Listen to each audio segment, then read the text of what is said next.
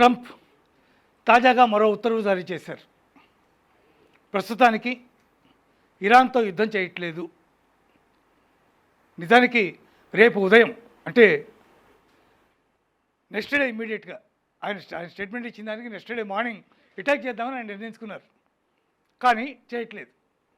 కారణం UAE, Abu Dhabi ఇట్లాంటి వాళ్ళందరూ కూడా ప్రత్యక్షంగా ఆయన బతిమలాడుకున్నారు. మీరు యుద్ధం ఆపండి, మా పరిస్థితి అసలు బాగాలేదు, ఇట్లాంటి పరిస్థితుల్లో మీరు యుద్ధం చేస్తే అన్ని విధాల నష్టం, అందువల్ల ప్రస్తుతానికి ఇరాన్తో యుద్ధం ఆపేయండి తాత్కాలికంగా అని వాళ్ళు బతిమలాడుకుంటే శ్రీమాన్ ట్రంప్ గారు దయచేసి వాళ్ళ యందు అనుగ్రహంతో యుద్ధం ఆపేశారు. ఇది ప్రస్తుతం ఉన్నటువంటి వార్త. కానీ ఇరాన్ మీద యుద్ధం ప్రారంభించిన దగ్గర నుంచి ఈ 2.5 నెలల కాలంలో కొన్ని లక్షల సార్లు ట్రంప్ అనుకుని ఉంటాడు, ఎందుకు నేను యుద్ధంలోకి దిగానా అని. వెనక్కెళ్ళే పరిస్థితి లేదు, యుద్ధం చేస్తున్నాడు భారీగా, కొన్ని వేల మిలియన్ల డాలర్లు ఖర్చు పెడుతున్నాయి, ఏమైపోతున్నాయో తెలియదు. వాళ్ళు పెద్ద పెద్ద అద్భుతమైనటువంటి కొన్ని మిలియన్ డాలర్ల వ్యయం పెట్టి కొన్నటువంటి విమానాలని సింపుల్గా వాళ్ళు డ్రోన్లు పెట్టి కూల్చేస్తున్నారు. ఏం చేయాలో తెలియని పరిస్థితి. ఆయుధాగారం మొత్తం ఖాళీ అయిపోయింది. మళ్ళీ ఆయుధాలు తేవాలి. పక్కన మీ అనుబంధ దేశాలు ఎవరైతే ఉన్నాయో యుఏఈ కానీ, అబుదాబి కానీ, కువైట్ కానీ ఇటువంటి మిగిలినటువంటి దేశాల్లో కూడా వాళ్ళ యొక్క ఆయుధ సంపత్తి కరిగిపోయింది.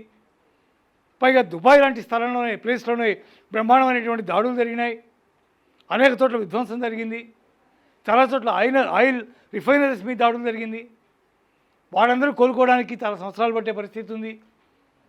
ఇట్లాంటి నేపథ్యంలో ఎట్లా వెనక్కి వెళ్ళాలో తెలియక కుడితిలో పడ్డ ఎలుకలాగా కొట్టుకున్నాడు ట్రంప్. ఎట్టకేలకి కాస్త కూస్త శాంతి వచనాలు పలికి ప్రస్తుతానికి సీజ్ ఫైర్ చేశాడు. అదైనా ప్రశాంతంగా జరిగిందా? జరగల. పాకిస్తాన్ రాయబారం మధ్యలో ఏమైంది? ఏమీ తేలలేదు. పైగా వాళ్ళ హోటల్ బిల్లులు మాత్రం మిగిలినాయి. ఇట్లాంటి పరిస్థితుల్లో ఎట్లా బయటికి వెళ్ళాలి అని మథన పడుతుంటే ఇప్పుడు యుఏఈ, అబుదాబి ఇట్లాంటి వారందరూ కూడా ప్రత్యక్షంగా ఆయన బతిమలాడారనే నెపం పెట్టుకుని తాత్కాలికంగా నేను యుద్ధం చేయట్లేదు అని అనౌన్స్ చేశారు ట్రంప్ గారు.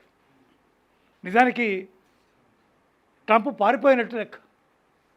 ఇరాన్తో యుద్ధం చేయలేక ఏం చేయాలో తెలియక ప్రపంచ దేశాలన్నీ ఇప్పటికే ఒంటరిని చేసేస్తే ఆయన్ని తన రాజ్యంలోనే తన దేశంలోనే ప్రజలందరూ ఈ ట్రంప్ ఎప్పుడు పోతాడురా బాబు అని దండం పెట్టుకుంటున్నటువంటి పరిస్థితుల్లో, ఎందుకంటారేమో అక్కడ కూడా ఆయిల్ పరిస్థితి తక్కువ లేదు, దాదాపు డబల్. ఇంత క్రితం ఉన్న దానికి $2.5 ఉంటే ఇంత క్రితం ఇప్పుడు $4.5 పెట్టి లీటర్ కొనుక్కుంటున్నారు. అటువంటి పరిస్థితి అమెరికాలోనే ఏర్పడింది. ప్రజలందరూ తిట్టుకుంటున్నారు, మామూలు కాదు, ఘోరంగా తిట్టుకుంటున్నారు. ఇట్లాంటి నేపథ్యంలో ఏం చేయాలో తెలియక ఈ అనౌన్స్మెంట్ చేసి బయటపడడానికి ట్రంప్ గారు ప్రయత్నం చేశారు. కానీ అట్టగానే ఊరుకున్నారా? మా సైన్యం అంతా రెడీగానే ఉంది, అంతా మోహరించి ఉంది మీ పక్కనే, మేము వాళ్ళనే విత్డ్రా చేయట్లేదు అక్కడి నుంచి, ఏ క్షణానైతే ఒప్పందం కుదరదో ఆ క్షణంలో భారీ విధ్వంసం జరుగుతుంది అని మళ్ళీ హెచ్చరిస్తూనే ఉన్నాడు. ఇదే ట్రంప్ యొక్క నైజం. హెచ్చరిస్తూ ఉంటాడు, బెదిరిస్తూ ఉంటాడు. ఏదో రకంగా వాళ్ళతో ఒప్పందం చేసుకుంటే కానీ ఆయన మనశ్శాంతి లేదు.